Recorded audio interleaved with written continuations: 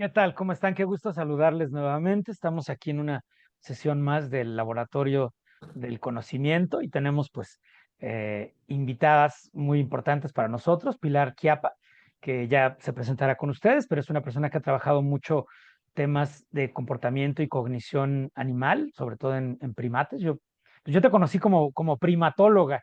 Así nos dijo Jimena que te teníamos que llamar. Yo luego me enteré que también eres antropóloga, pero bueno, ya hablaremos de eso. Y también nos acompaña Claudia Alarcón, que igualmente tiene un perfil también un poco híbrido, ¿no? O submarino, como le llaman, porque tú has pasado de la literatura, de pronto a la diplomacia y luego a la literatura y ahora haces como especie de diplomacia literaria en entornos carcelarios. Ya nos platicarás de eso, pero el día de hoy te invitamos como interlocutora de Pilar, aunque claro que en otro momento queremos que nos hables de tus tesis propiamente. Y bueno, está con nosotros también Octavio y Jimena, que son parte del staff, por así decirlo, ¿no? De este laboratorio del conocimiento. Entonces, el día de hoy realmente lo que nos interesa tratar es una serie de temas interrelacionados con... Voy a empezar como por plantearlo por el tema de la cultura animal o protocultura animal, que es uno de los temas que vamos a discutir, cómo se debería, qué término se debería de usar, ¿no? Cultura o protocultura y qué implicaciones tiene eso desde el punto de vista conceptual. Pero digamos que muchas veces aquí en este espacio hemos discutido temas que tienen que ver con la cognición humana, hemos discutido temas que tienen que ver con las relaciones humanas en entornos artísticos, sociales, etcétera, ¿no? Pero, por ejemplo, Jimena nos ha traído muchas veces esta tesis, ¿no? De Mind-Life tesis que le llaman, ¿no? La tesis de la cognición mínima, por ejemplo, en seres biológicos, incluso desde la escala unicelular. Entonces, siempre estamos discutiendo continuidades y discontinuidades, ¿no? Entre la conducta humana y la conducta, otras formas de conducta biológica en general. Y también siempre estamos discutiendo como continuidades y discontinuidades en el terreno de los procesos mentales, los procesos neuropsicológicos, y el tema de la cultura obviamente es un tema crítico para nosotros, ¿no? Porque todos entendemos que somos seres enculturados, que crecemos en un entorno no solo social, sino yo diría un entorno donde hay sistemas simbólicos, ¿no? Que nos anteceden y que en cierta forma también participan activamente en nuestra construcción como sujetos y en las relaciones que establecemos. Entonces, este es un poco como el panorama general en el que queríamos conversar contigo, Pilar. Yo decía que leí tu tesis, ¿no? Del doctorado, que pues, ya la escribiste hace tiempo, ¿no? Y que tomando una tesis de Stephen Jay Gould, hablaba sobre el fenómeno de la neotenia, que ahora nos gustaría mucho que nos explicaras qué es eso, y la cognición animal en grandes simios enculturados. Así era tu tesis, ¿no? Y en otras conversaciones nos has hablado acerca de estos temas, ¿no? De cómo probablemente la neotenia tan particular de los seres humanos, es decir, este periodo alargado que tenemos, tan estrecho como de adolescencia prolongada. Tú nos dirás ahorita cuáles son los términos técnicos correctos, ¿no? Pero esta como infancia y adolescencia prolongada de los seres humanos que hace que se postergue, por así decirlo, la etapa crítica de desarrollo de los caracteres sexuales secundarios y por lo tanto de la reproducción, pues hace que tengamos una fase excesivamente larga en la cual se dan toda clase de aprendizajes entre los hijos y los padres y los tutores y las personas que fungen, que tienen ese rol, ¿no? Dependiendo desde luego de la trayectoria de cada individuo. Entonces, esa es una teoría muy interesante. Y ya por último, en este comentario introductorio, me refiero ahora, leía yo un libro Live Wire de David Eagleman, un neurocientífico que me gusta mucho y que dice que, digamos que parte del éxito adaptativo, ya veremos si esos términos nos interesan, pero que parte del éxito adaptativo de los seres humanos es que la genética del comportamiento humano se limita, según él, a unos cuantos principios generales, ¿no? Que hacen que tengamos como una etapa inicial de muchísimos tipos de aprendizajes en los cuales se pueden inscribir, por ejemplo, pues todos estos comportamientos simbólicos, culturales, los procesos cognitivos dependientes de la simbolización y signos lingüísticos y, en fin, procesos semióticos en un sentido, ¿no?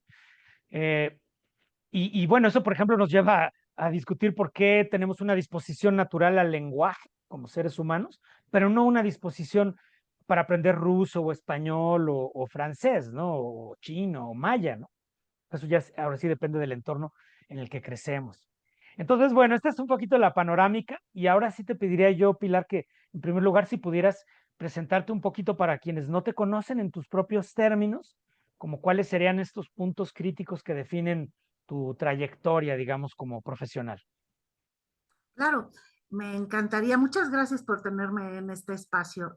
Siempre la compañía ha sido pues enriquecedora. Siempre he encontrado un espacio enriquecedor con ustedes. Estoy segura de que en este podcast también van a tener ese mismo, eh, pues no sé, como cualidad, ¿no? Esa cualidad.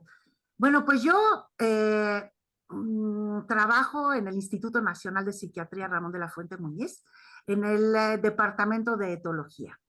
Y para llegar ahí, primero, pues estudié biología, ¿no? Biología animal.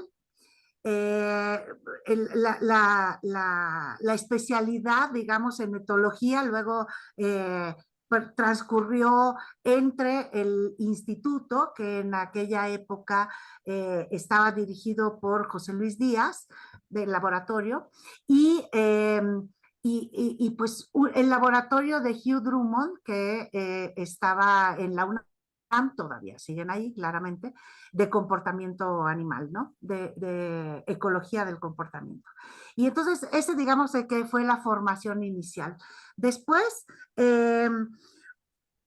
empecé a dar clases de primatología propiamente en filogenia y comportamiento primate, se llama la materia, en la ENA, que es la Escuela Nacional de Antropología e Historia. Y la interacción con la gente joven, ¿no? Durante mis primeros años de formación incluso, ¿no? Porque esto fue prácticamente yo me estaba formando cuando empecé a dar clases, me marcó muchísimo.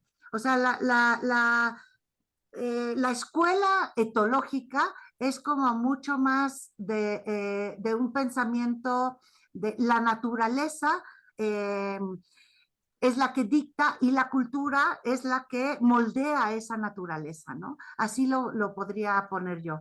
Entonces se buscan estas naturalezas, ¿no? Tanto de hombres como de mujeres, o sea, machos y hembras, o tal vez se buscan naturalezas de muchos tipos, digamos, hay miles de naturalezas que buscan, ¿no? Específicas, por ejemplo, naturalezas especie específicas, como en el caso, vamos a ver, de la cultura y cosas así. Y, y pues obviamente en la antropología esta visión pues choca muchísimo, ¿no? Por otra parte, pues mi ideología tampoco ayudaba a pensar en naturalezas fijas, ¿no? Entonces me dejé influenciar muchísimo por la antropología, eventualmente estudié una maestría, o sea, otra maestría y un doctorado en antropología, justamente con el tema de eh, ¿cómo le hace? La pregunta que siempre me ha perseguido es ¿cómo le hace la cultura para entrar en el cuerpo? Pues, ¿no? ¿Cómo le hacemos para absorber la cultura? Porque lo que está claro, como dijiste con las lenguas, es que evidentemente tenemos una disposición, ¿no? Para aprender una lengua, pero no una lengua, sino cualquier lengua, ¿no? Y eventualmente hasta perdemos esas disposiciones originarias porque, por lo menos para la parte motriz, ¿no? La parte ejecutora propiamente de la lengua, porque no podemos pronunciar bien algunos fonemas, a lo mejor de otras lenguas cuando las aprendemos de adultos, ¿no? Entonces, la pregunta de cómo entra la cultura al cuerpo, al sistema, cómo le hace para incorporarse, porque en algún momento se incorpora literalmente. Eh, pues empecé a estudiar en macacos cola de muñón, ¿no? Y ahí empezábamos a ver, por ejemplo, diferencias en el comportamiento, sí dependientes de la jerarquía de dominancia, ¿no? En los macacos es como muy común encontrar al macho dominante y los machos subordinados y las hembras dominantes y las hembras subordinadas y, digamos, toda la dinámica social, verla. La primatología durante mucho tiempo vio a las dinámicas sociales de los animales no humanos a través de estas jerarquías de dominancia, ¿no? Entonces, empezamos a ver cómo había cambios en la cognición de estos animales según su rango de dominancia, ¿no? Pero, curiosamente, los rangos de dominancia no son fijos. Es decir, un dominante hoy puede ser dominante, pero pasado mañana ya no es dominante, ¿no? Y los cambios de cognición le acompañan, ¿no? Es decir, el dominante ya no se comporta ni concibe el mundo, ni conoce el mundo como dominante, sino ya lo hace como subordinado. Y esos cambios plásticos, ¿no? Del comportamiento, o sea, el comportamiento cambia, pues siempre me han llamado mucho la atención, ¿no? Cómo a partir de lo que es de la vivencia, pues cambia el comportamiento. Y pues los animales donde es más clara la cultura, porque en los macacos hay fenómenos culturales súper bien descritos. De hecho, el primer fenómeno cultural descrito en los animales desde la primatología occidental es precisamente uno que se describió originalmente en la primatología oriental, ¿no? Que era el lavado de papas. Sí, de patatas, de batata dulce o como la quieran llamar, pero de camote, lo que sea. Pero el asunto es que los investigadores japoneses, para poder estudiar a una tropa de macacos, les daban de comer. En aquella época se usaba muchísimo hacer eso, ahora ya no se hace así, pero incluso Jane Goodall lo hizo con los chimpancés, etcétera, ¿no? O sea, les daban de comer para que la tropa bajara hacia la fuente de alimento y pues ellos podían entonces estudiarles, ¿no? Y pues ahí vieron que había una joven que aprendió que si enjuagaba las papas en el agua del mar, eh, se les quitaba la arena, ¿no?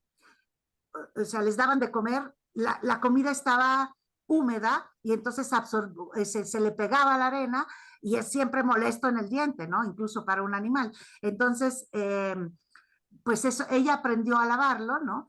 Tanto primero las papas, luego el arroz, etcétera. Pero lo interesante ahí fue que ese comportamiento que ella creó eh, fue diseminándose en su colonia, en el resto de la tropa, de una manera además singular, ¿no?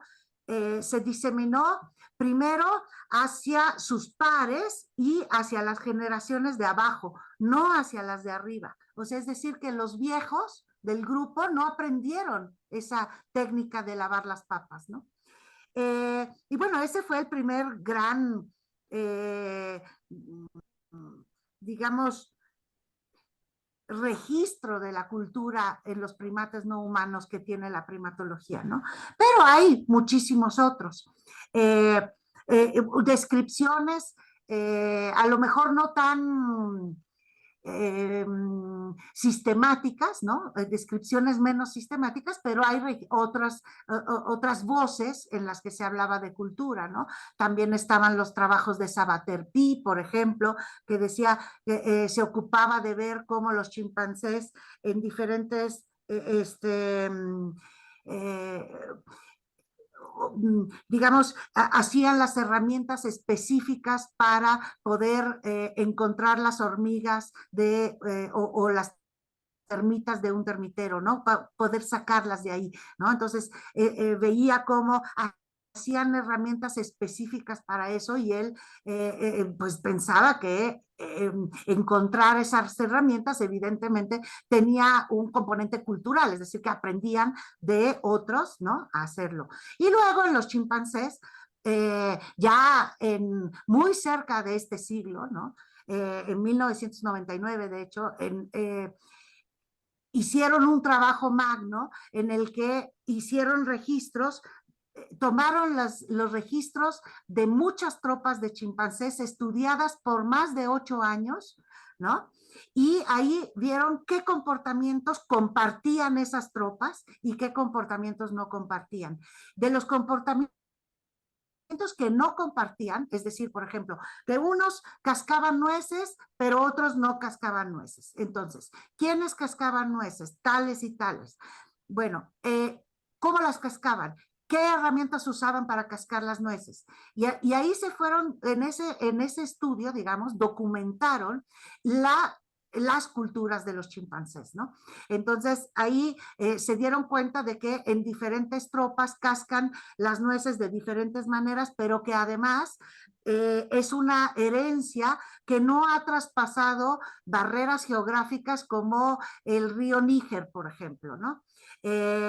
Etcétera. O sea, una cosa impresionante, pero que no, sin el aprendizaje que involucraba desde jovencitos hasta la edad de por lo menos 8 años, sin ese aprendizaje de cascar nueces, no cascan nueces, ¿no? Es decir, como propiamente si no perteneces a esa cultura de cascado de nueces, pues no las cascas, ¿no? O no aprendes a cascarlas y cosas de esas. Y otra cosa interesante, pues es eso, ¿no? El tiempo que les lleva a aprender. Hay un investigador increíble que decía, bueno, voy a intentar cascar nueces. Bueno, pues estuvo horas tratando de cascar nueces, ¿no? Y finalmente lograba.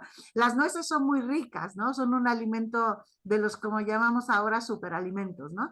O sea, son muy ricas, son muy buenas para la época de secas, por ejemplo, pues son muy importantes tener otras fuentes de alimento que no sean solamente frutas, ¿no? Que es digamos, otra cosa muy rica que comen los chimpancés. Y así se fueron dando cuenta, pero simultáneamente en la primatología hubo esta cosa que algunos investigadores, como por ejemplo Joseph Kahl, llaman el chimpancentrismo, ¿no? Así como hay el antropocentrismo, ¿no? Él decía, es que solo vemos a los chimpancés, ¿no? Como son nuestros parientes más cercanos, vivos, pues entonces solo nos interesa eso, pero para entender la evolución de estos comportamientos y cómo se forman estos comportamientos, pues tenemos que ir a otras partes, ¿no? Tenemos que ir viendo más atrás. Entonces empezaron una serie, todos los estudios, por ejemplo, con gorilas, con orangutanes, ¿no? Y así. Y curiosamente, una se imaginaría que en el árbol filogenético, o sea, en la línea filogenética, los más cercanas a nosotras, ¿no? Las especies de chimpancés y las de bonobos, serían las que tenían la cognición pues más cercana a la nuestra, ¿no? Y resulta que pues no tanto, que a veces, por ejemplo, los orangutanes sobrepasan con creces a los chimpancés. Y entonces nos preguntamos, ¿cómo? Y hay muchas respuestas posibles ahí, ¿no? La respuesta clásica, pues es decir, hay una convergencia evolutiva, es decir, el ambiente, ¿no? que viven los chimpancés no es el mismo el que vive el orangután, ni es el mismo que vivieron nuestros antecesores más cercanos, o sea, los homínidos extintos, ¿no? Y entonces, pues obviamente debe haber características especiales de la vida del orangután que también estuvieron presentes en nuestra línea evolutiva, en nuestro linaje, ¿no? Y bueno, ahí pues hay problemitas, ¿no? Para explicar eso, o sea, la convergencia no es tan fácil porque pues los orangutanes son, por ejemplo, de entre todos los grandes simios, tanto orangutanes, gorilas y chimpancés y bonobos, todos y nosotros, somos especies de la familia homínide, o sea, somos de la misma familia taxonómica, ¿no? Entonces, no es tan fácil explicar que las otras dos especies que también viven en el suelo, los chimpancés y los gorilas, no tengan las mismas capacidades cognitivas que nosotras, cuando nosotros tampoco, o sea, tampoco vivimos en los árboles como los orangutanes, ¿no? Entonces es una vida muy diferente la de vivir en el dosel de una selva a 40 metros de altura, a diferencia de estar en el suelo, ¿no? A nivel del suelo. Y así como que la ecología no daba pie a esta convergencia evolutiva. Entonces uno se pregunta cómo le hicieron. Y bueno, la mutación siempre es la bala mágica, como la llama Michael Tomasello, ¿no? Tomasello dice, pues han pasado solamente 6 millones de años desde el último antecesor que nosotros tenemos en común con los chimpancés, ¿no? Y en ese tiempo, nosotros tenemos que explicar todo el cambio cognitivo que ha habido, porque lo que está claro es que pues los chimpancés, ni los orangutanes, ni los gorilas, ni los lobos construyen edificios, mandan naves a Marte, o sea, hay algo, ¿no? Hay algo diferente. Entonces, ¿qué es lo que ha pasado en esos 6 años y cómo ha pasado? Entonces, la mutación es una posibilidad, claro, pero ¿qué tiene que mutar para que ocurra eso? Y justo que mute en esos 6 millones de años y no en otros, ¿no? Entonces, bueno, como que hay poca explicación a través de la explicación clásica de mutaciones que se van juntando. Entonces, la otra explicación, pues es esta justamente de la que me preguntabas al principio, Jesús, que es la neotenia, ¿no? Que viene, o sea, es lo que ha evolucionado, no es tanto, digamos, el sistema genético, ni tampoco en sí mismo el sistema conductual, sino que lo que ha evolucionado es el desarrollo en sí, el sistema de desarrollo, la ontogenia, ¿no? Entonces, en el transcurso de la vida hay etapas, ¿no? Y esas etapas, no sé, por ejemplo, en los anfibios las vemos clarísimas, ¿no? Pues hay larvas, luego hay metamorfosis, o sea, que verdaderamente cambian su vida completamente, ¿no? O como en los anfibios, que pasan de una vida acuática a una vida terrestre, ¿no? O sea, ese tipo de cambios. Nosotras tenemos cambios un poquito menos drásticos en el sentido, por ejemplo, de la morfología, pero tenemos cambios también drásticos en sentidos, por ejemplo, hormonales, etcétera, ¿no? Y los distinguimos las primeras infancias, la infancia, la edad, la juventud, ¿no? La edad adulta, la vejez incluso, o sea, sí, ¿no? Y en estos periodos, pues los mamíferos cambiamos radicalmente. El punto es que los jóvenes mamíferos aprenden muchísimo más que los viejos. Hay un dicho, ¿no? Que dice, perro viejo no aprende truco nuevo. Entonces, ¿qué pasa? O sea, en la vejez que no había, en la vejez de cualquier mamífero, que no había en la juventud, ¿no? Y entonces pareciera que es esta posibilidad de aprendizaje, o así lo pone, por ejemplo, Stephen Jay Gould, que es como el autor que lanza por primera vez esta hipótesis, ¿no? Entonces, porque el hecho de que los humanos nos parecemos mucho a los infantes de otras, de las otras especies de nuestra familia taxonómica. Por ejemplo, si nosotros ponemos los cráneos de un chimpancé infante, de un gorila infante, de un orangután infante, se necesita realmente ser un taxónomo muy entrenado, ¿no? Un anatomista muy entrenado para poder diferenciarlos. Si yo los veo todos iguales, ¿no?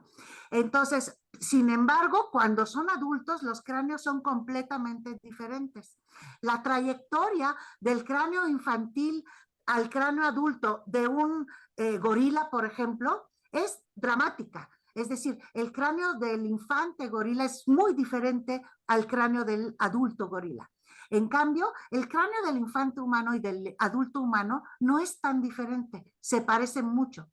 Entonces, estas cosas, por ejemplo, las había visto no solamente en el cráneo, sino en muchas otras características.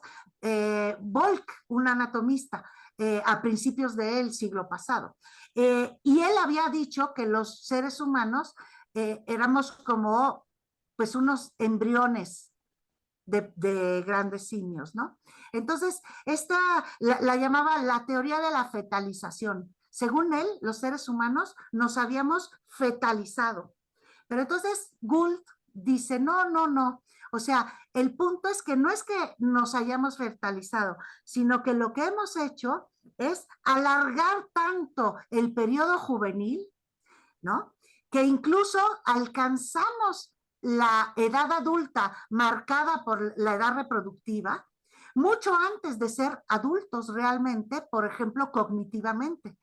Entonces el ser humano se mantiene como un infante toda la vida y es capaz de, como mi madre, a los 90 años, pues prender la computadora y picarle y decir voy a oír la conferencia de no sé quién. O sea, aprendió a usar unas herramientas, ¿no? Una tecnología increíblemente a los 90 años, cuando en otras especies los animales viejos no suelen aprender tanto como los jóvenes, ¿no? Entonces, este fenómeno que se llama neotenia, que es propiamente se define como guardar características infantiles en la edad adulta por un retraso en el desarrollo, porque hay otras formas de guardar características infantiles, o sea, pedomorfia, en edad adulta, ¿no? Pero guardarla gracias al retraso en la, digamos, el alargamiento de las etapas juveniles, pues ese es propiamente lo que se define como de neotenia. Y yo estoy convencida, o sea, he mantenido la tesis de que esa posibilidad va ligada a esta otra que es la de altricialidad, que es la de la necesidad de otros. Nosotros nacemos completamente indefensas entre la vida. Es decir, no tenemos, si no nos cargan, no podemos movernos. Si no nos amamantan, o sea, ¿no? Entonces, este cuidado de altricial, ¿no? Que es muy diferente a los animales, por ejemplo, que nacen muy precociales. Precocial quiere decir que son precoces, que pueden hacer todo desde que nacen. O sea, nacen y están listos para la vida y van solitos por la vida, ¿no?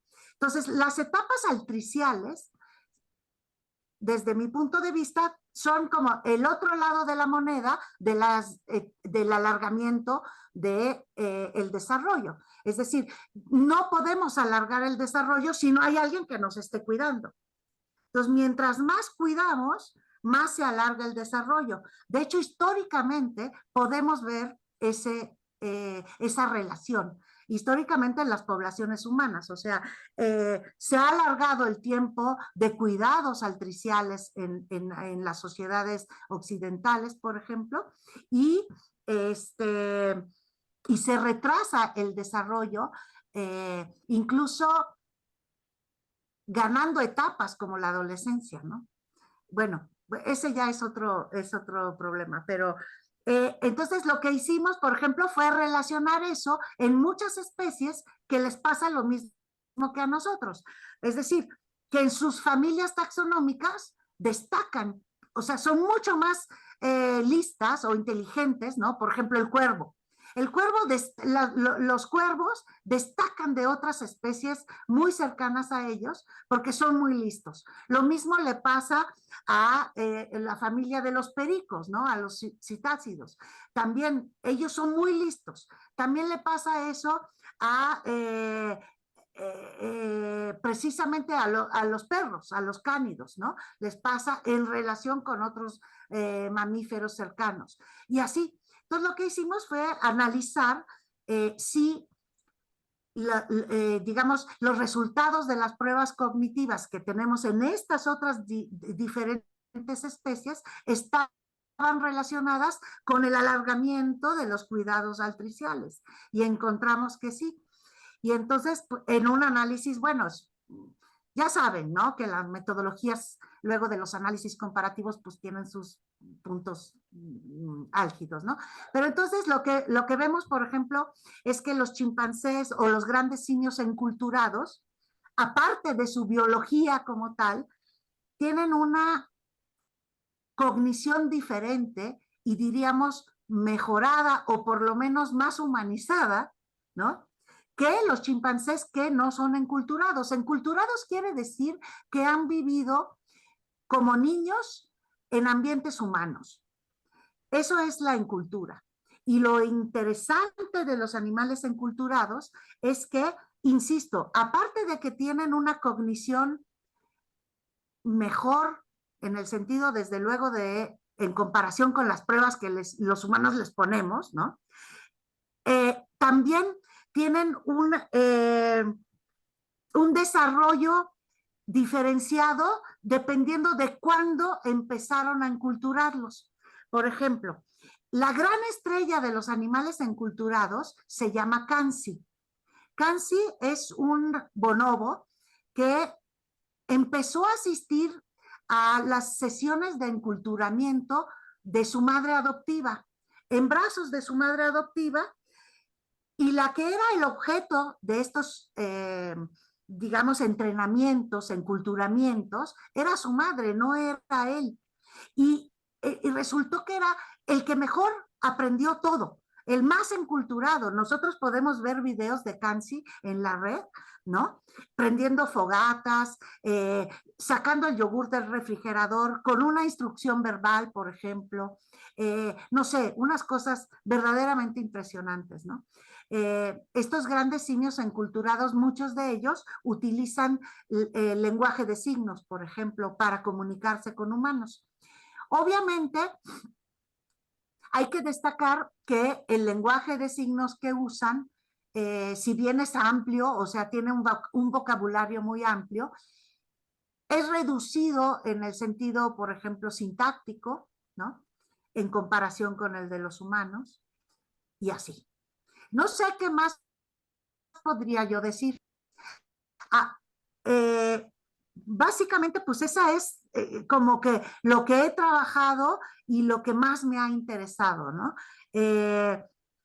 Últimamente traigo encima la idea de que todo esto tiene que ver con un proceso muy básico, que es el proceso de diferenciación, del cual pues es común a todos los seres, digamos, multicelulares, ¿no? Porque se necesita, aunque hay diferenciación en los seres unicelulares, pero bueno, de esa ya es todavía es más complicada aún, entonces, no sé, pero no sé qué les Oye, Pilar, parece.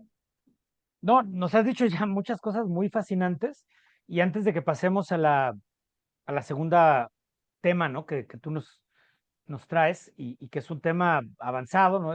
Tiene que ver con la diferenciación biológica como una clave para entender quizá la cognición y el desarrollo de una cultura o protocultura de comportamientos sociales en animales. Antes de pasar a eso, me gustaría a lo mejor, pues ya escuchar algunas reacciones que pudiera haber por parte de Jimena o de Claudia o de Octavio. No sé si, o sea, Pilar ya nos ha dado un recorrido por muchos temas de gran interés, ¿no? ¿Hay alguna primera reacción que ustedes tengan o quieren que ella continúe con la exposición? Jimena, algo que... a ver, Octavio tiene... Sí, no te escuchamos, Octavio. Jimena primero. Bueno, pues hola, hola a todos, qué gusto estar aquí. Y bueno, qué gusto estar aquí con Pilar, con Claudia, con Octavio, con Jesús. Bueno, a mí siempre me ha parecido fascinante la manera en que tú vas construyendo tus cuestionamientos, ¿no? Y cómo vas tejiendo entre un montón de áreas disciplinarias. Entonces, a mí también me llama mucho la atención como cuál es el rol del aprendizaje, ¿no? O sea, cómo todo el tiempo tenemos sí, estas partes que de alguna manera pues, están prealambradas, pero cómo eso pues siempre va a estar en diálogo pues, con un contexto, con una situación, ¿no? Con personas, qué sé yo. Pero algo que me quedó como sonando mucho es como esta cuestión de cómo hacemos para absorber la cultura, ¿no? O sea, cómo de una u otra manera, eh, lo pensaba incluso en este blastocisto, ¿no? En esta mórula, en esta primera célula, como también estamos como muy clavados en qué es esa primera célula, pero bueno, esa primera célula está dentro de un contexto, está dentro de un montón de otros sistemas vivos, ¿no? O sea, no es que esté ahí solito el blastocisto diferenciándose. Entonces, cómo en realidad siempre hay este diálogo, ¿no? Entre, pues, esta cuestión más genéticamente codificada, si le queremos llamar así, o si le queremos poner otro nombre, ¿no? Con lo que ocurre, con lo que está alrededor, con lo que está en el contexto, ¿no? O sea, cada vez hay más y más investigaciones del rol que juega esa situación que está arropando, por ejemplo, al blastocisto. Pero aún así... O sea, no sé, por ejemplo, ahora que se ha empezado a hacer un rollo de que, no sé, estudiar a las mujeres que fuman, ¿no? Estudiar a las mujeres que beben, estudiar a las mujeres que tienen muchas parejas sexuales, ¿no? Y cómo va cambiando el proceso de o sea, todo lo que está en su útero, todo lo que está a su alrededor. eh, eh, pero aún así sigue habiendo un rol, pues de alguna manera preponderante de este prealambrado genético, ¿no? O sea, como que aún así, aunque pongas en distintas madres, en distintos úteros, en distintas, pues ese blastocisto se sigue diferenciando y entonces un poco en ese sentido, o sea, mi pregunta va un poquito hacia allá, o sea, cuando también Varela hablaba un poquito de cómo los seres humanos hacemos sentido del mundo o cómo cualquier organismo vivo hace sentido del mundo, de alguna manera siempre hay como este excedente de significación, ¿no? Hay como un poquito como que hay un poco más de agencia desde el organismo hacia el entorno, ¿no? O sea, nunca acaba de ser igual de importante lo que aporta la naturaleza que lo que aporta la cultura, ¿no? O sea, como que no podemos ponerlo como en el mismo balance, no es igual equitativo esa determinación. Pero eso siempre a mí me causa duda, ¿no? O sea, porque cuando pensamos también en, no sé, en perspectivas como la psicología ecológica, ¿no? Que parte de su unidad de análisis con el organismo ambiente y que de alguna manera en esa perspectiva sí hay una mayor equidad en el rol que juega uno u otro. Entonces, por ahí va mi pregunta, ¿no? O sea, cómo seguirle dando mucho peso, pues, a esa, pues que de alguna manera también es una historia filogenética, ¿no? Que ha también llevado a que ocurran las cosas de una manera y no de otra, pero también en qué medida, ¿no? O si es en distintas etapas, o cómo podemos de alguna manera equilibrar este rol que tiene la cultura, el contexto, la situación, eh, o no, ¿no? O realmente vamos a seguir teniendo un cierto predominio de la biología ante este tipo no sé, de situaciones, de diferenciaciones, ¿no? Esa creo que sería mi primer pregunta. No sé si me di a entender. Me, me, me, me voy a ir por el lado, digamos, de lo que sería la construcción fenotípica, ¿no? Es decir, mm, para que el sistema genético tenga sentido, pues tiene que expresarse, ¿no? Y su expresión está ocurriendo en un ambiente. Pero aquí me gustaría además, en realidad, decir en un entorno. O sea, me gustaría diferenciar la palabra entorno de la palabra ambiente y de la palabra medio. Por ejemplo, un medio, la palabra medio es como una herramienta.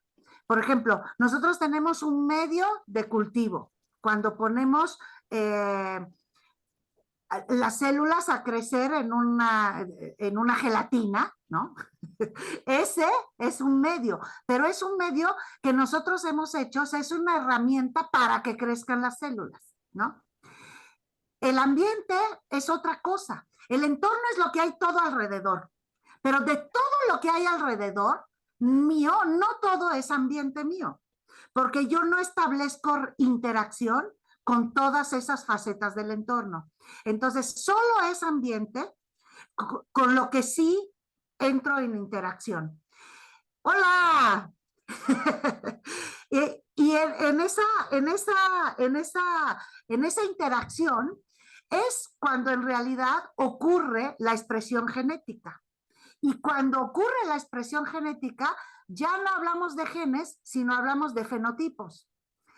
Y lo importante de que sea interacción es que es, por ejemplo, yo la metáfora que me hace más sentido de fenotipo es una que hizo Linda Fedigan, una primatóloga, en los años 90 del siglo pasado. Y ella decía, es que el fenotipo es parecido al área de un rectángulo, ¿no?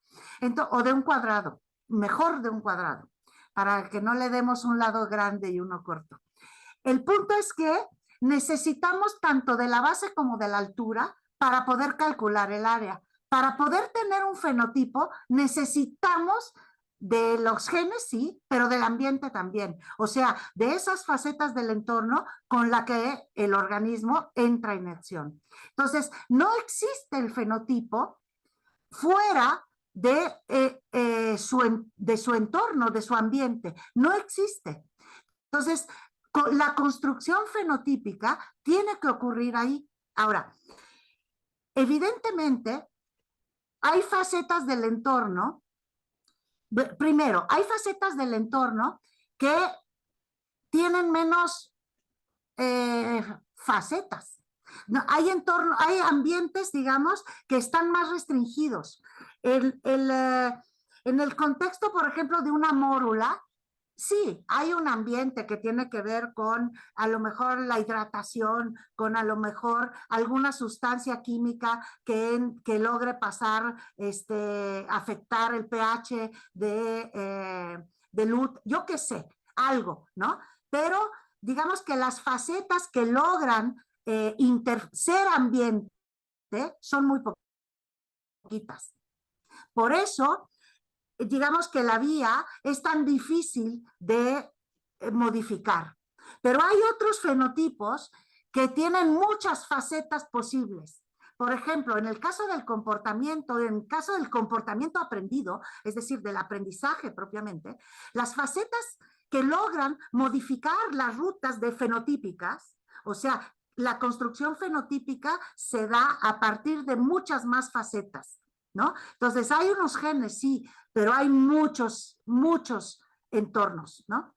Y entonces, esos fenotipos, pues son prácticamente infinitos, sobre todo si hablamos de que es un fenotipo la idea de otra persona. O sea, cuando la idea de otra persona se convierte en algo que yo tengo que construir como un fenotipo, como incorporo a mi construcción fenotípica lo que me está diciendo la otra persona como aprendizaje, digamos, o la acción de otra persona, o sea, sus movimientos. Cuando yo incorporo sus movimientos a mi construcción fenotípica, pues entonces, pues el mundo es interminable, literalmente. Y es lo que yo creo que considero que es como que la forma en la que la cultura entra al sistema.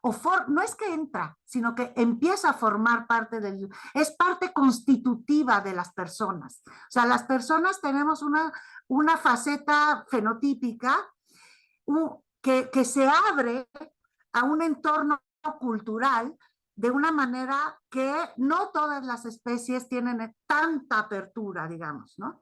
O sea, no pueden construir un ambiente tan complicado, porque nuestra cultura es como muy complicada, ¿no? Entonces tenemos miles de versiones para poder construirnos, miles de posibilidades.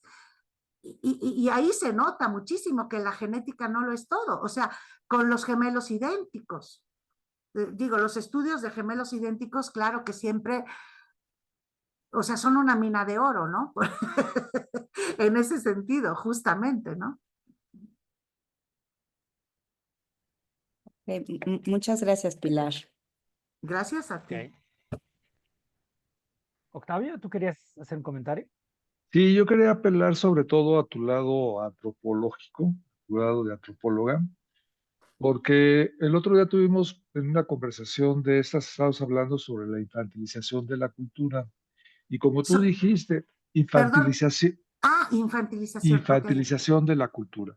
Y como tú dijiste que, bueno, de alguna manera las edades del hombre se han ido prolongando, bueno, de la especie humana, cada vez, bueno, los jóvenes tienen que estudiar más, tardan más en salir de la casa, etcétera, etcétera.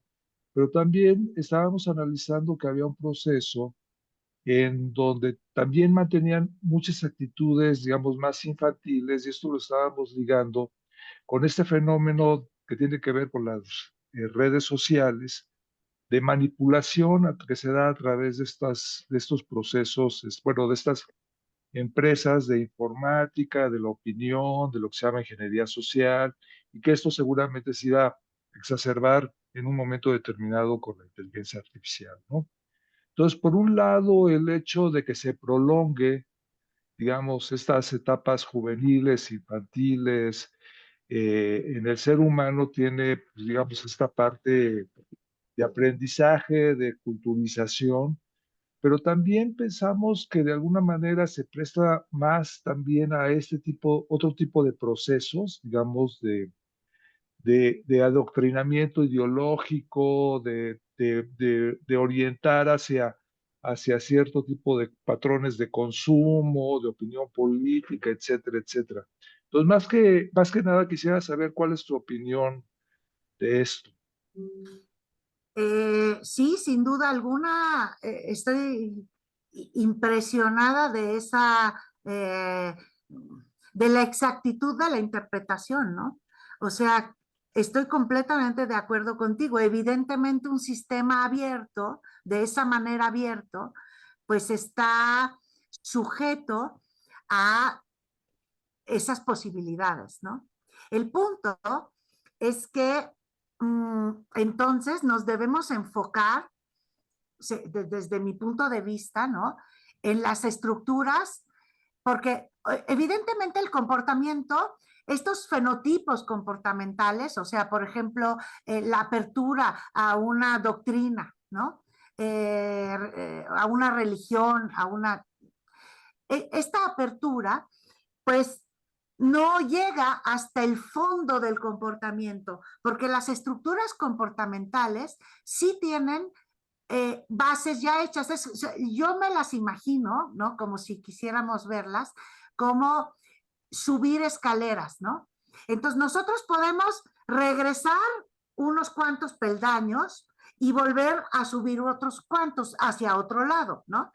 Entonces, el punto es saber darnos, para eso sirve un poco también los procesos de conciencia, ¿no? O sea, saber en qué, eh, en qué lugar de la escalera estamos, hasta dónde nos queremos regresar, ¿no? Como para, ahí estaría, digo yo, pienso, por ejemplo, las ideologías, ¿no? Hay como ideologías muy formadas, ¿no? Como hay gente que no está dispuesta a regresarse ni un peldaño. Y hay otras personas que tienen ideologías a lo mejor que regresan tantitos, pero suben para otro lado, pero a lo mejor son capaces de construir una escalera de vuelta, no sé, como que yo creo que la conciencia es básica, o sea, la autorreflexión, ¿no? El aprender a reflexionar sobre nuestro comportamiento es muy importante. Y en ese sentido, me parece que este tipo de investigaciones o este tipo de discusiones que hacemos tienen el potencial de, eh, pues justamente, valorar el, el impacto tanto del individuo como de la sociedad en el individuo, ¿no? Porque mucha gente dice, ah, no, yo ya soy así, eso ya no importa. ¿No? Yo ya no quiero aprender a usar la computadora, yo ya tengo una vida pues completa, ya estoy a punto de morirme, ¿no? Hay mucha gente que piensa así. Entonces, ¿cómo se le hace para que la gente no piense así? Para que la gente sea capaz o diga, no, esto no lo quiero ver. ¿Por qué no lo, o sea, tiene que haber un autoconocimiento suficiente como para que se tomen ese tipo de decisiones, ¿no? Y esas son las que creo, o sea, lo interesante es decir, no es que el mundo ya está hecho, no es que yo ya estoy hecha, sino el saberse en construcción diaria, me parece que es una herramienta importante para esas discusiones, ¿no? El saberse en construcción diaria, eso es lo que creo que es básico. De hecho, cuando la gente se descubre construyéndose, hay fenómenos importantes de cambios que nosotros llamaríamos de personalidad incluso, ¿no? Claudia tiene un comentario, una intervención. No sé si quieras decirnos, Claudia, qué estás pensando, qué estás tramando.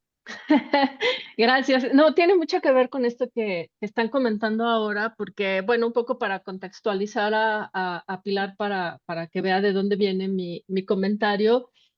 Yo hago particularmente un trabajo muy etnográfico con adolescentes en prisión, ¿no? Es como la población con la que he trabajado de manera muy específica. Y parte de ese trabajo etnográfico apunta a cómo pensar estos mecanismos alternativos de justicia, ¿no? O sea, es decir, cómo pensar que hay otras formas de que culturalmente se reconozca la responsabilidad sobre una acción, pero que al mismo tiempo no sea, pues, constreñir la idea de que las personas no pueden ser más que delincuentes, ¿no? Concretamente, ese es como un poco el cuestionamiento. Y escuchándote, me llama la atención dos cosas que siempre están en juego. Una de ellas siempre está en juego en los discursos que tienen que ver con el reconocimiento de conciencia sobre la población adolescente respecto a las acciones que cometen. Ese es uno de los debates centrales, ¿no? O sea, decir, eh, un adolescente entre los 14 y los 18 años, que es la etapa en la que ya pueden estar privados de libertad, ya son conscientes de lo bueno y lo malo, ¿no? Ya tienen conciencia clara de que cometer un homicidio es malo, que robar es malo, que etcétera, etcétera. Y ese es uno de los argumentos que se ha tratado de, pues, de utilizar para que se les juzgue como personas adultas. Uno de los argumentos desde cierta perspectiva psicológica es que, dado que no tienen el cerebro completamente desarrollado, y cito tal cual como lo define el enfoque, como no tienen el cerebro desarrollado, entonces no pueden tomar decisiones, cosa que me parece también muy problemática la postura, ¿no? Y por último, esta tensión que hay entre el principio de protección que se tiene sobre las personas menores de edad, que está dado desde estándares internacionales, es decir, niños, niñas y adolescentes hasta los 18 años son sujetos de protección. Por lo tanto, siempre tiene que haber alguien decidiendo sobre su porvenir, sobre qué decide, qué hace, cómo lo hace, etcétera, etcétera. Habiendo dicho todo eso, lo cierto es que trabajando directamente con estos adolescentes durante tantos años y escuchando cómo viven ellos, cómo piensan, cómo deciden, qué sienten, pues a mí me parece que la realidad es que está muy lejana en el sentido de esta restricción que se les impone bajo el criterio de adolescencia, ¿no? De decir, en esta etapa tú no puedes hacer absolutamente nada más que ser como en esta idea de descontrol, ¿no? Emocionalmente descontrolado, cognitivamente descontrolado, moralmente descontrolado, y siempre como esta idea del descontrol absoluto. Y por otro lado está la idea de la infantilización de la conducta, ¿no? Que me parece súper interesante esta perspectiva de la neotecnia, ¿no? Que en realidad es una virtud, ¿no? O sea, justamente que seamos una especie que estamos permanentemente en esta capacidad de seguir aprendiendo y seguir aprendiendo y seguir aprendiendo, lejos de la carga peyorativa que se le da muchas veces al uso de la infantilización de las conductas o de las poblaciones, ¿no?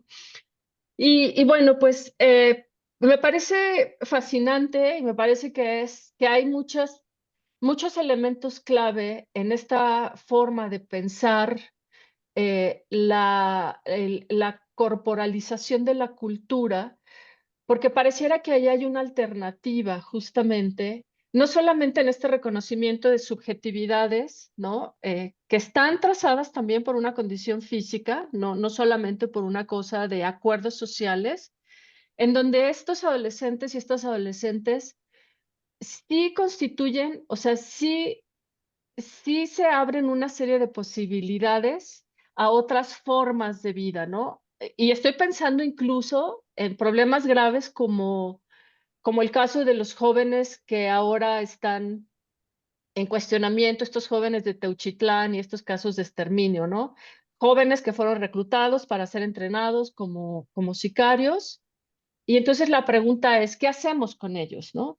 O sea, son jóvenes que aprendieron a asesinar en contra de su voluntad, que ahora eso es lo que saben hacer, pero entonces, ¿cómo replanteamos la posibilidad de que no se les vea solamente como alguien que comete un delito, sino alguien que fue llevado por un proceso de aprendizaje cultural, ¿no? O sea, que está trazado en una cultura narca, en una cultura delictiva, Sí, sí, sí.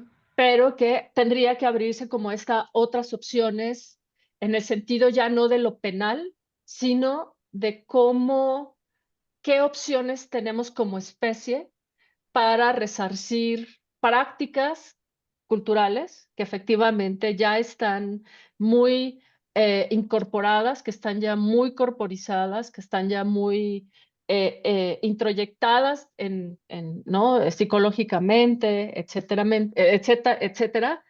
Eh, ¿Y cómo hacemos para que eso se convierta en una posibilidad y no en una condena ya de que no hay otras opciones, ¿no? O sea, el problema es realmente complejo por las implicaciones que tiene entender una conducta que trasciende, ¿no? En el daño o en el tejido social, como ahora se define, ¿no? Concretamente. Sí, es, yo creo que viéndolo, o sea, yo recuerdo que antes decían, no, bueno, es que la naturaleza del criminal es esa, ¿no? Ellos tienen algo desde que nacen, una esencia, ¿no? Que delictiva, pues que los lleva a cometer delitos gravísimos a veces, ¿no? Entonces, bueno, ¿y cómo los vamos a reconocer para una de dos? O eliminarlos desde el principio, porque hubo esas ideologías, ¿no? O cómo le vamos a hacer para contenerlos desde el principio, o sea, cómo les vamos a enseñar desde el principio. Entonces, pero está la idea de que es una esencia, ¿no? Y en el caso que expones, está claramente una enculturización, ¿no? De hecho, es una aculturización. O sea, la antropología, digamos, distingue esa encultura de la acultura. O sea, por ejemplo, cuando a nosotros se nos cambia de cultura ya como adultos, o sea, si vamos a vivir a una cultura diferente, como dice el poema, si nos vamos a vivir a una cultura diferente, somos aculturados, pero ya somos gente con una cultura, o sea, ya tenemos una. Entonces, de alguna manera, regresamos un poco a vivir otra, ¿no? Eh, en el caso de la incultura, hay que haber empezado desde infancia, o sea, la primera cultura es como la lengua materna, ¿no? La primera cultura es la encultura. Entonces, yo estoy segura de que estos jóvenes no están aculturados en la cultura narca, no están enculturados ahí. De ese modo, pues hay que, o sea, desde mi punto de vista, estoy segura de que esos fenotipos conductuales, que son los fenotipos que los llevan a estar en la cárcel, son abandonables. Es decir, se pueden deconstruir en el sentido de los vamos a abandonar, no vamos a seguir haciendo nuestro comportamiento de esta manera, sino que nos vamos a regresar a los valores que yo tenía antes de entrar ahí, o a los valores que posiblemente me dan otra salida. Yo creo que ahí la cultura punitiva, o sea, la de encerrarlos, definitivamente estoy convencida, pero eso a lo mejor es una ideología y no tengo un argumento realmente biológico para decirlo, ¿no? Pero sí, es una ideología, es probablemente una ideología. Estoy convencida de que la cultura punitiva no sirve para nada. O sea, no ha servido en siglos y siglos, no veo por qué ahora sí va a servir, ¿no? Y por más, entonces yo lo que veo es que se necesita pues una reintegración, pero reintegración es en la sociedad, o sea, no están en estos grupos fuera de la sociedad, ¿no? Que es donde los intentan reintegrar, sino reintegrarlos en la sociedad. Entonces, en ese sentido, ¿cómo debe de ser el sistema? Pues seguramente es algo muy complejo, ¿no? Que hay que tomar en cuenta muchas cosas alrededor. Pero, no sé, por ejemplo, decían, bueno, si son gente mala, ¿no? De instancia en principio mala, ¿no? Entonces, ¿cómo le hacemos para formar gente buena? Cuando vemos que hay grupos que denominamos malos, que entre sí logran hacer unas alianzas de una cooperación infinita, de un altruismo infinito, de una... son capaces de dar la vida uno por el otro, cosa que no necesariamente la gente que está afuera es capaz de dar, ¿no? O sea, esos valores, por ejemplo, que son unos valores que se han engrandecido desde la sociedad, ¿no? El altruismo, la compasión, etcétera, que ahí están canalizados hacia ciertas personas, ¿no? Entonces, desde mi punto de vista, lo que hay que estudiar es cómo se abre ese canal. O sea, cómo se elige con quién cooperar, con quién ser compasivo, con quién hacer las conductas altruistas, cómo lo eligen. ¿Qué tienen a cambio de esa otra persona? O sea, ¿qué les da a esa otra persona que son capaces de dar la vida? ¿No? Porque eso es hasta envidiable. O sea, piensa en las alianzas que logran hacer ahí, ¿no? Y yo digo, bueno, no estoy segura de que aquí afuera tengamos todos tanta posibilidad, o sea, de decir, yo no estoy tan convencida de que fulanito va a dar la vida por mí, ¿no? O sea, la verdad. Entonces, es un poco, y ahí sí hay un convencimiento. Entonces, ¿cómo le hicieron? ¿Qué canal se abrió ahí para que eso sucediera? Eso es lo que tenemos que estudiar. O sea, ¿cómo construyeron ese fenotipo que nosotros como sociedad consideramos dentro de nuestra norma incluso valorado, ¿no? O sea, lo consideramos un valor humano, ¿no? Un valor que hay que, sí, o sea, entonces yo creo que lo que hay que estudiar es cómo hacemos las partes que sí nos gustan, no cómo contener las que no nos gustan. O sea, estoy convencida de que la sensación que tienen hacia la sociedad, cómo los ve la sociedad, por ejemplo, cómo los vemos. Yo estoy convencida, me puedo hasta incluir, ¿no? En la calle, cuando se acercan a tu coche las personas en situación de calle, como a veces tenemos la sensación de miedo, ¿no? Y ese miedo nos hace, lo ven, es como, dicen, es que es como, no tengas miedo del perro porque lo huele. Entonces, si huele el miedo ya, algo parecido, ¿no? O sea, no, es obvio cuando alguien te tiene miedo, ¿no? Y entonces, si alguien te tiene miedo, pues ya empezaste mal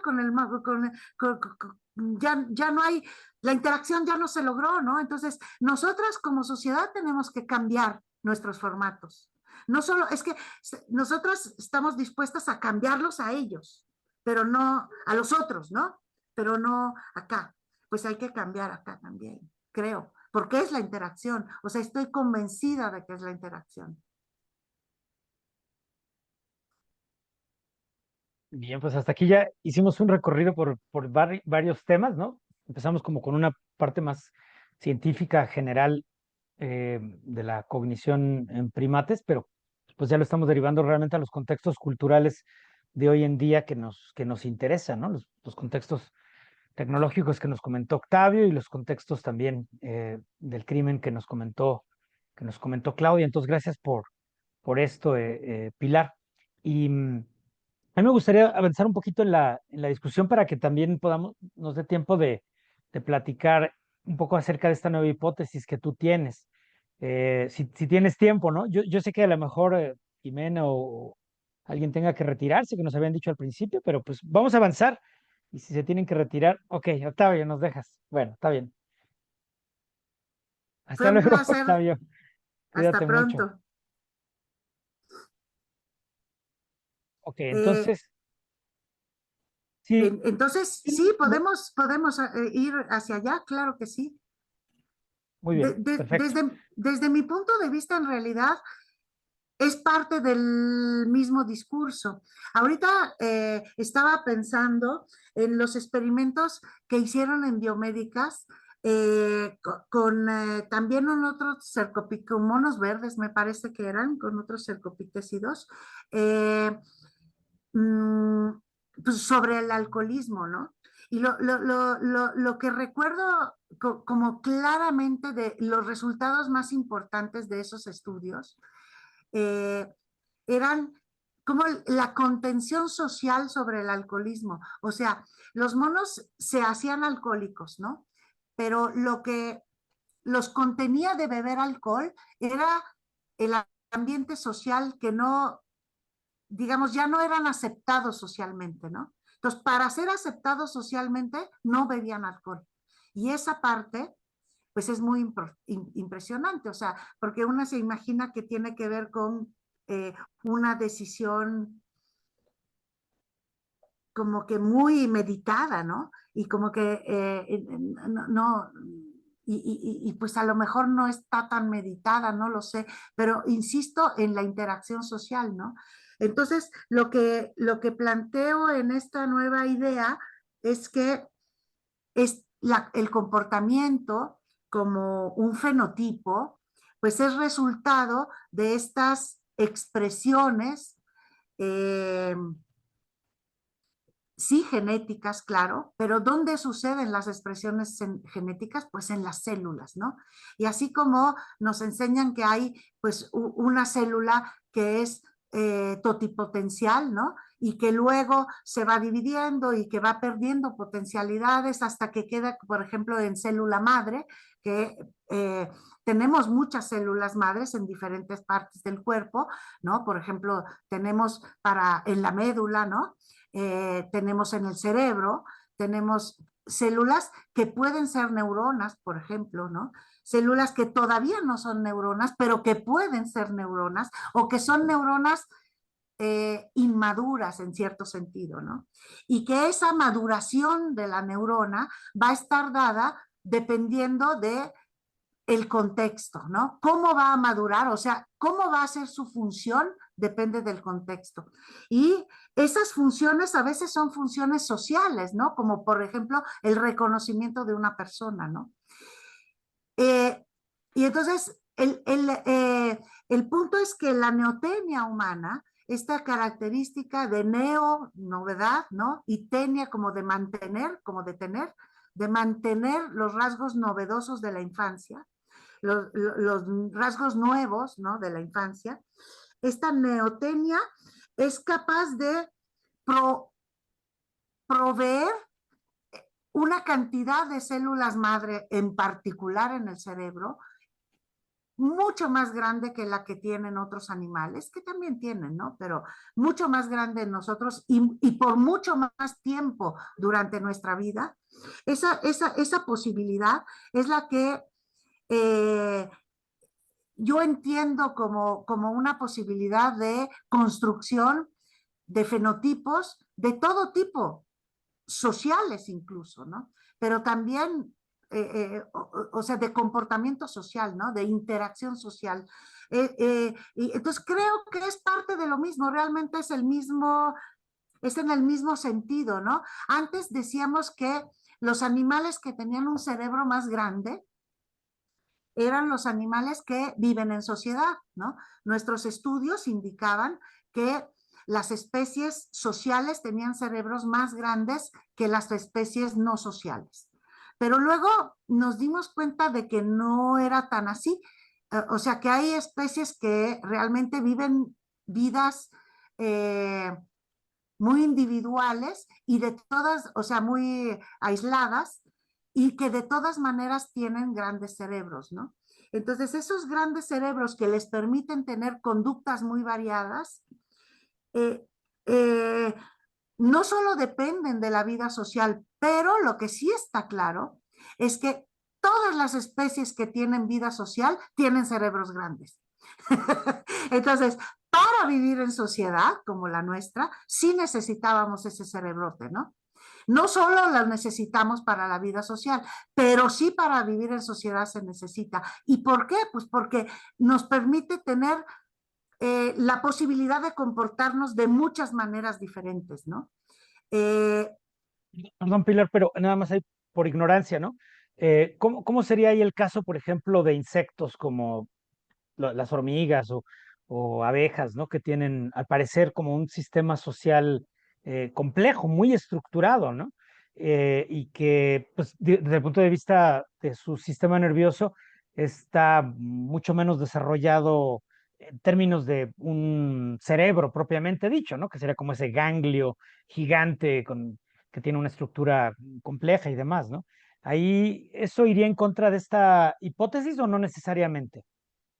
Justamente no necesariamente, o sea, lo que sé del cerebro, por ejemplo, de los insectos sociales, de las hormigas, son los trabajos de un investigador que trabaja en Cuernavaca, ¿no? Sí. Y que lo que ha visto es que dependiendo de las funciones que tienen como castas, que las llaman los etólogos, eran terribles para poner nombres a las cosas, ¿no? O sea, a mí me da vergüenza los nombres que ponen los etólogos, pero así se les llama, ¿no? Las castas de las obreras, las castas de las guerreras, etcétera, ¿no? Entonces, lo que sí sé es que los cerebros son diferentes en función de la casta. Cuando en realidad a lo mejor la genética no es tan diferente. Otra vez regresamos a lo mismo.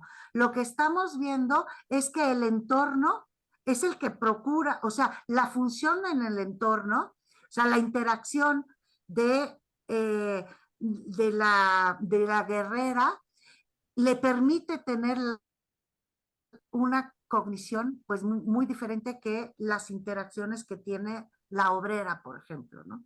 Okay. Entonces, ahí no hay vuelta de hoja, o sea, ahí no hay manera de echar para atrás. O sea, una vez que son obreras, creo que no pueden dejar de ser obreras, aunque no estoy segura. O sea, sinceramente habría que preguntarle a Germán Riquelme, Ah, que es el que hace ese trabajo.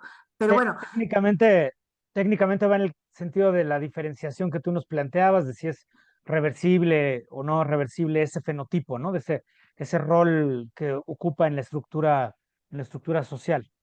sí, técnicamente, a lo mejor, o sea, podríamos estudiar esa faceta, digamos, más molecular, ¿no? O sea, más celular propiamente, de la dinámica celular. Pero, por ejemplo, en el caso de los pulpos también nos pasa, ¿no? Los pulpos básicamente viven una vida, pues, muy individual, muy, incluso en el caso de las pulpas es extrema, ¿no? O sea, las pulpas solo tienen una reproducción y mueren después de haberse reproducido, pero son animales que sin un cerebro como tal, ¿no? Porque lo que sí tienen, digamos, una parte casi cerebro, pero no es propiamente un cerebro, o aparte de ese cerebro tienen el cerebro como una distribución, ¿no? En todas en todas sus tentáculos y en todas partes, como un cerebro muy distribuido en el cuerpo. Pues ellos también tienen una cognición que destaca del resto de los moluscos, ¿no? O sea, pensando en que son parientes muy cercanos de animales como, pues que nosotros vemos como muy sésiles, ¿no? Como una almeja, por ejemplo, ¿no?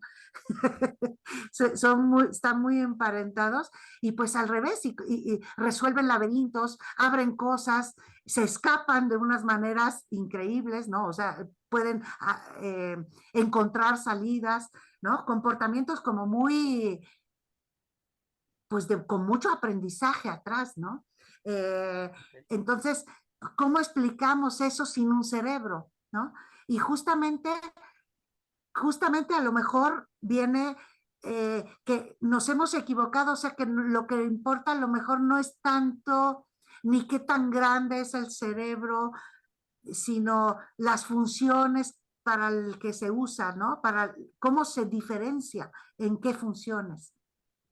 Me gustaría ahí hacer una pequeña como recalibración aquí de la discusión para regresar a tu tema de la diferenciación, pero también al problema original de la cultura animal o protocultura, y a lo mejor formalizar un poquito más el debate ahí en ese sentido, ¿no? O sea, tú nos planteas claramente una tesis más bien de continuidad, ¿no?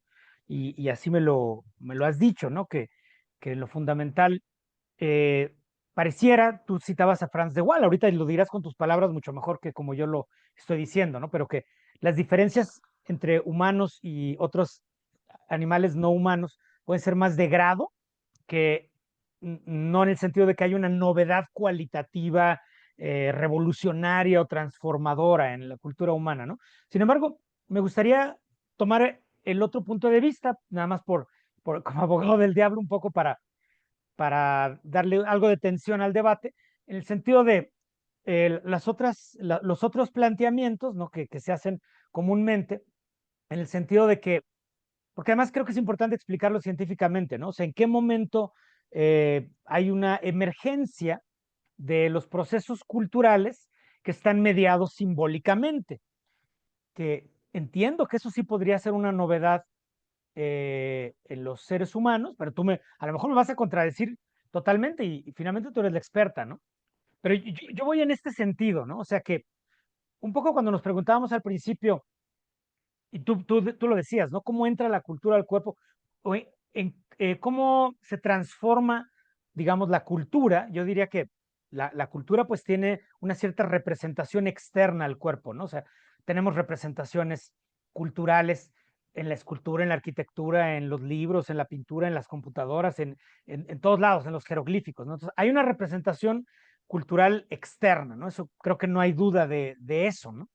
Pero ¿en qué momento esas representaciones, por así decirlo, artísticas, culturales o lo que sea, que va desde el lenguaje del otro hasta la iconografía de esto o de aquello, en qué momento se convierte en parte de la biología del individuo y digamos que esa sería como la vía de entrada, ¿no? al organismo, pero luego también tenemos que contestar el problema de, sí, ¿y cómo le hace el organismo para que también su biología, ¿no? se transforme en un comportamiento cultural que modifica esa especie de exocerebro, ¿no? Que le llamaba Roger Bartra, por usar por un momento el término, ¿no?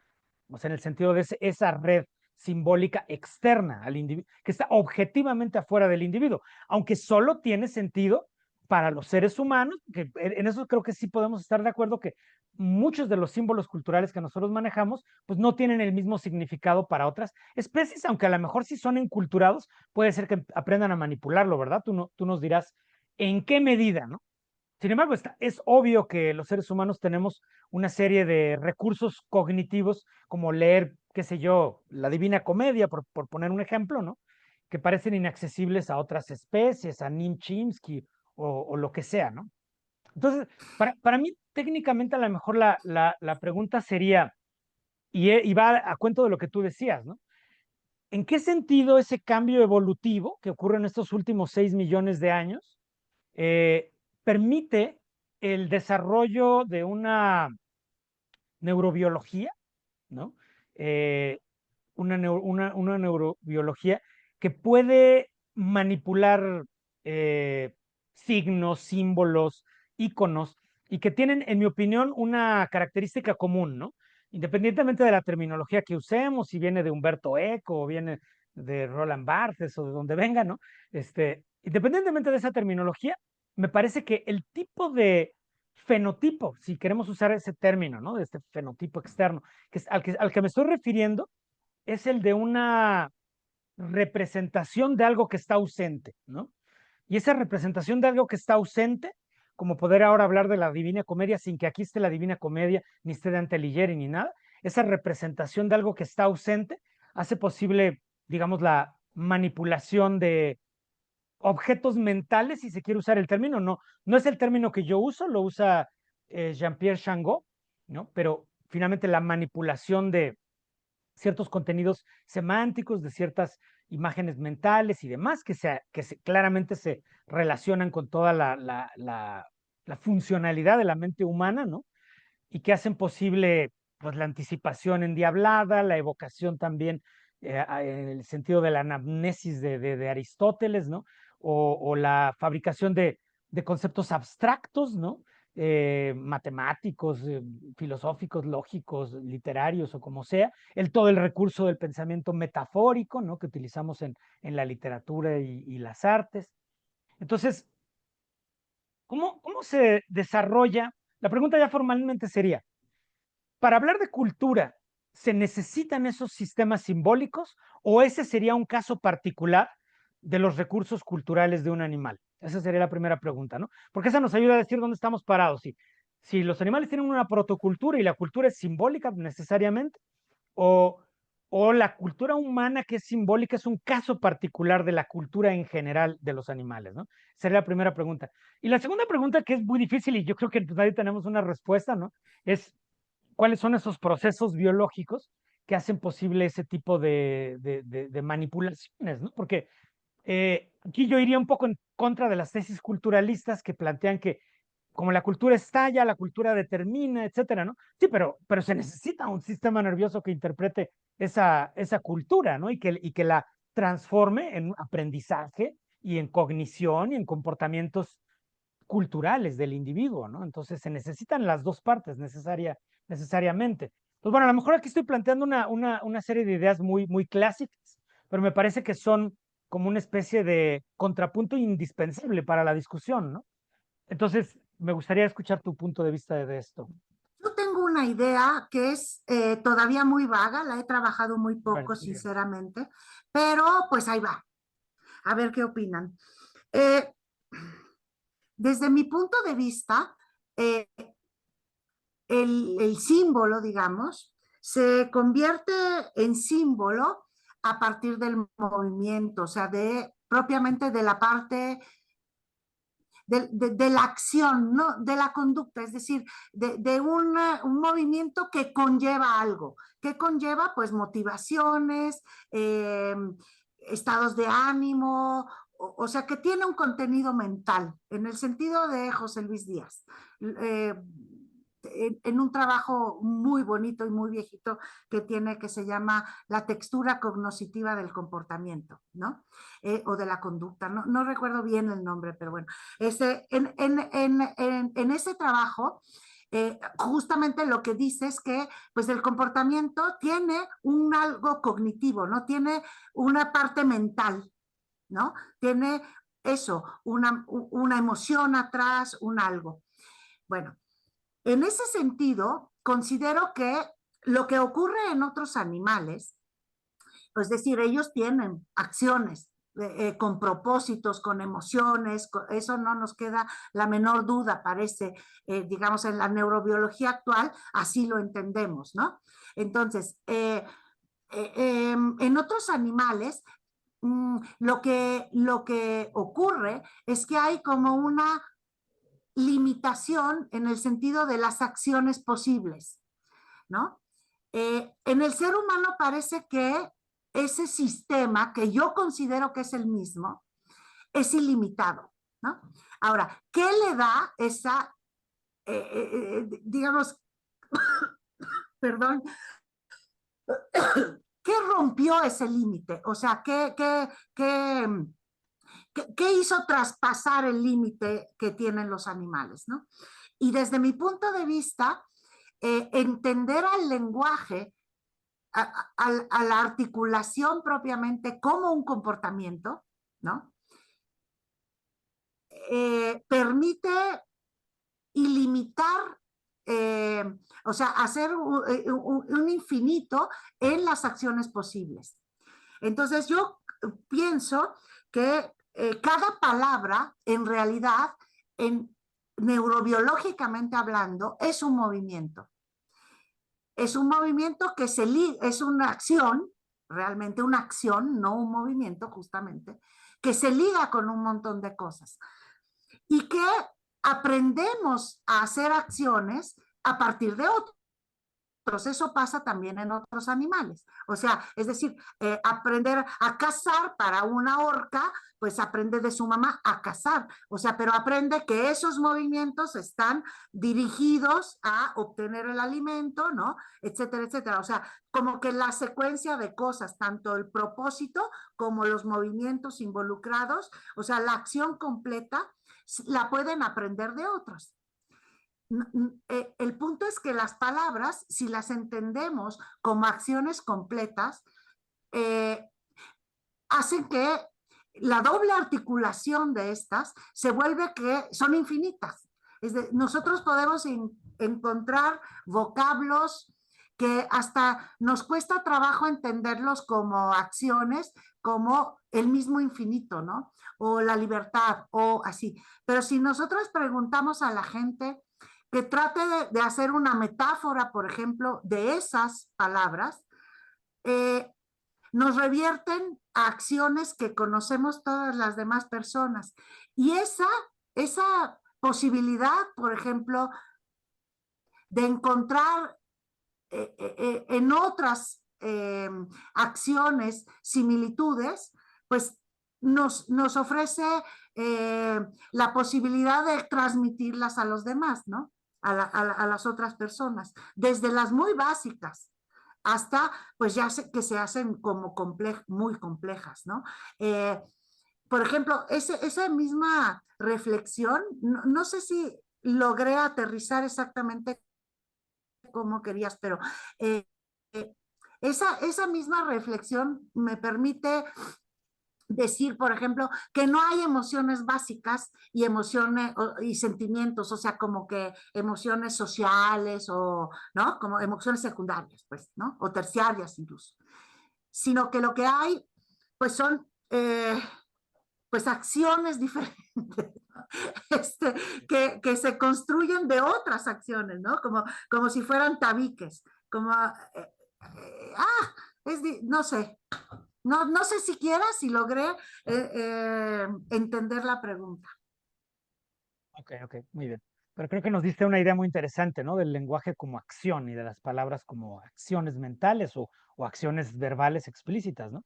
A lo mejor Jimena o Claudia quieran tener alguna última intervención y luego te daríamos quizá la palabra para ir finalizando, si les parece bien como plan para los próximos minutos. Yo súper breve. O sea, como que me quedé un poquito pegada en la cuestión de saberte en construcción diaria, ¿no? O sea, eso también te lleva un poco a las ideas pues más estructuralistas, postestructuralistas, ¿no? De toda esta onda más de lesiana, de que estamos en constante devenir y todas estas cuestiones. Y un poco también con lo que decía Claudia hace rato, ¿no? O sea, como que a mí me llevó un poquito también a pensar en la esperanza, ¿no? O sea, que cómo esta de alguna manera como plasticidad que seguimos teniendo, cómo podemos modificar la ruta fenotípica pues de alguna manera una y otra vez, ¿no? O sea, que como bien dijiste al principio, la tasa de plasticidad pues tampoco es que siempre sea igual de ancha, ¿no? O sea, sí, quizás hay momentos más anchos que otros, pero me lleva un poco a esto que nos estabas planteando, que conversaste un poco de la diferenciación. O sea, ¿dónde también está como el cruce de la edad, ¿no? O sea, como eso, ¿no? Siempre nos dicen que los primeros 7 años pues son la magia de nuestra neuroplasticidad y que pues eso va disminuyendo. ¿M? Pero un poco llevándolo a esta hipótesis que tienes tú de la diferenciación, y también pensaba en estas células indiferenciadas, ¿no? Que bueno, sabemos que son pues cancerosas a veces, ¿no? Que pueden ser tumorales, que pueden ser, o sea, sí, pueden ser células madres también, pero bueno, también puede tener esta potencialidad de cosas no tan bonitas. Pero, Ah, pero un poco por ahí. O sea, cómo dialogar, ¿no? Como esta tasa de diferenciación con esta tasa de una modificación de la ruta fenotípica, ¿no? O sea, como hasta cuándo, ¿no? Hasta cuándo, por ejemplo, estos adolescentes de los que nos hablaba Claudia, podrían tener como un reset, ¿no? O nosotros mismos, ¿no? O sea, como yo pienso en eso, ¿no? O sea, de pronto estoy súper alienada laboralmente y ya de pronto siento que solo a eso me dedico, ¿no? Y que también si digo así como, híjole, ya quiero resetear y volver a ser feliz de contemplar el universo y de no estar pegada a la computadora todo el día, ¿no? O sea, eso, ¿cuál es la esperanza que de alguna manera tenemos los que ya no tenemos 7 años, ¿no? Un poquito va por ahí. Eh, ¿Qué opinas al respecto, querida Pilar? Yo opino que evidentemente hay fenotipos que se están construyendo todos los días, porque es como decir, eh, ya tienes la pierna hecha, sí tienes la pierna hecha, pero en realidad no tanto, porque todos los días hay células nuevas para los músculos, hay células nuevas para el hueso, qué sé yo. O sea, ustedes saben más de eso que yo, la verdad. Pero lo que sí sabemos es que la pierna con la que yo nací a lo mejor no es la pierna con la que estoy ahorita. Y yo siempre la veo como mi misma pierna, ¿no? Sí, es como... Pero el caso es que entonces de la misma manera es el cerebro. O sea, el cerebro también está cambiando continuamente, aunque tiene algo que lo hace el cerebro con el que yo nací, o sea, con el que yo nací. O sea, la pierna con la que yo nací tiene algo que se rehace a sí misma, ¿no? Igual el cerebro. Bueno, ahora, haciendo ejercicio, la pierna se puede hacer más musculosa o más o menos musculosa, si dejo de hacer, etcétera, etcétera, ¿no? Bueno, el cerebro, y no en ese sentido, no usar el cerebro, entonces quiere decir que yo lo hago más musculoso o no, pero sí quiere decir que hay, o sea, que las zonas del cerebro, en particular, pues la corteza prefrontal, ¿no? Uno, es donde hay la posibilidad de nuevos circuitos, es donde hay la posibilidad de uniones con los sistemas límbicos, qué sé yo. O sea, ¿dónde? ¿No? Y yo creo que sí, o sea que, por ejemplo, en la parte motora del cerebro propiamente hay menos posibilidades. Porque, y de hecho, yo puedo aprender a tocar un instrumento, pero la parte motora no me va a salir tan bien. Es lo que decíamos a lo mejor de las lenguas. Yo puedo aprender otra lengua y a lo mejor puedo aprender un vocabulario más amplio que los que nativos de esa lengua, ¿no? Pero no hablo la lengua como ellos porque tengo esta restricción motora a la hora de formular la palabra, o sea, de, de la parte literalmente la motora, ¿no? De la acción. Eso no quiere decir que no me pueda expresar hasta mejor que una persona nativa en esa lengua. Y eso es relevantísimo. O sea, estamos diciendo, y entonces, ¿cómo? ¿Qué está pasando ahí?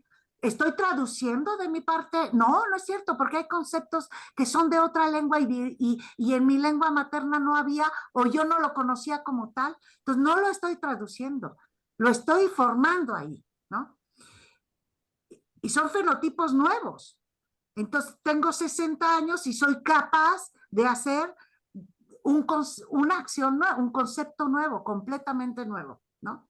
Ahora, ¿cómo lo construyo? Pues eso sí es la parte, seguramente hay algo abajo, ya hecho. O sea, hay unas líneas que ya están, ya están hechas.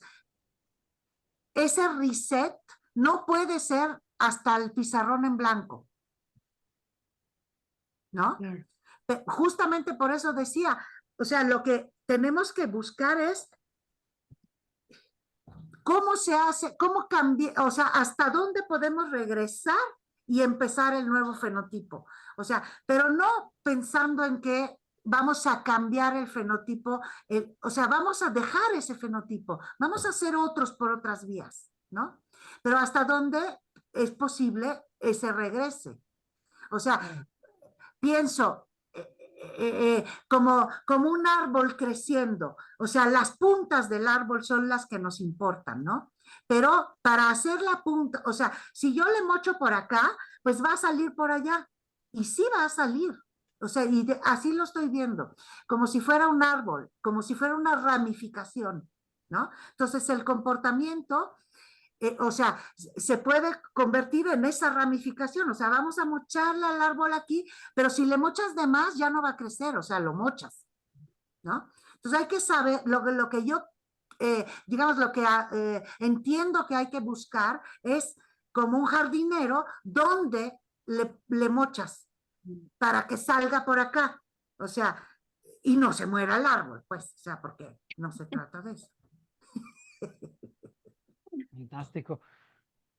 Yo quiero Claudia, a lo decir mejor algo una última. rapidísimo. Sí, sí, algo muy breve. Y bueno, es muy intelectualmente inspirador escucharte, Pilar, porque bueno, pues hay como muchísimas cosas que, ¿no? Que están detonando ideas fantásticas en el sentido de cómo vamos de tanto de esta experiencia que está como incluso muy centrada en un nivel molecular, celular, genético, a todo este universo de posibilidades simbólicas. Y pienso, por ejemplo, en el caso del lenguaje, ¿no? Esta idea de cómo la palabra es movimiento me parece fascinante, y pienso en la experiencia de lo que muchos poetas y muchas poetas han descrito como esa experiencia poética, ¿no? O sea, ese instante en el que saben que ahí está la poesía, y que siempre es algo que está en movimiento, ¿no? Que es algo que se siente en el cuerpo, que es algo que básicamente es ajeno a ti, pero que está sucediendo en tu corporalidad, hay algunos que hablan incluso que está en tus genes, ¿no? Y que el movimiento en sí del cuerpo pues está de alguna forma constituyendo la posibilidad creativa, ¿no? Y es una cosa que me parece que es fascinante, y que si lo vemos desde esta perspectiva, pues de la comprensión, digamos, del cuerpo, de la biología, de nuestras capacidades físicas esta experiencia no limitativa de alguna forma, pues justamente recupero esta idea de lo que dice Jimena, ¿no? O sea, hay una esperanza a pesar de, ¿no? A pesar de tanta hostilidad pues, de todo lo que vivimos. O sea, la esperanza está en nosotras mismas, ¿no? La posibilidad está en nosotros mismos. Y por último, pues pensaría en el caso de este poeta, de este escritor Joseph Conrad, ¿no? Que él aprende, es el caso emblemático de un poeta que adopta una lengua extranjera y se vuelve un escritor que adopta una lengua extranjera, naciendo el polaco, aprende inglés a los 20 años, y leer a Conrad es uno de los escritores que más palabras en inglés ha utilizado en la escritura literaria, ¿no? Y cómo o sea, cómo comprender este fenómeno de alguien que logra justamente incorporar estas palabras, convertirlas en movimiento, hacerlas literatura, mi hipótesis es que tiene que ver con su vena de navegante, ¿no? Como alguien que entendió el mundo como un proceso de navegación, y creo que ahí es parte del secreto de que él tenga esta capacidad con la palabra. Pero bueno, pues muchísimas gracias por darme la oportunidad de estar en esta bonito. plática y qué gusto escucharte. Qué interesante lo que me acabas de decir, está fabuloso, me encantó. Y claro, sí, es que el sistema nervioso es para navegar. Así Su es. primera función. Oye, Pilar, pues gracias por todo. Fuiste muy generosa al darnos tantas ideas tan interesantes y conocimientos tan puntuales que nosotros pues tendríamos que dedicar un par de décadas para empezar a rastrear esos conocimientos específicos de la etología, la primatología y ya tus ideas del desarrollo y creo que además nos diste, como bien dijeron, un poco de esperanza porque habíamos sido un poco pesimistas en otras conversaciones en torno a la infantilización de nuestras sociedades, pero lo voy a pensar también como un espacio de alargado de neotenia en el que si tuviéramos esos comportamientos altriciales que tú dijiste, ¿no? Como de cuidado mutuo, de interacción, de estar abiertos también a las ideas del otro y las palabras y demás, a lo mejor podría no ser un espacio óptimo para la manipulación ideológica y tecnológica, sino pues para un desarrollo propiamente de nuestro lado más humano, que es nuestro Sí, lado también animal, ¿no? sí, sí, sí, sí. Muchas gracias a ustedes, la verdad. De verdad, siempre disfruto muchísimo platicar con ustedes porque me permiten incluso pensar, o sea, poner afuera las ideas que a veces me guardo ahí, ¿no? A ver si algún día. Gracias. No, gracias a ti, qué chido, Pilar, qué bonito escucharte siempre.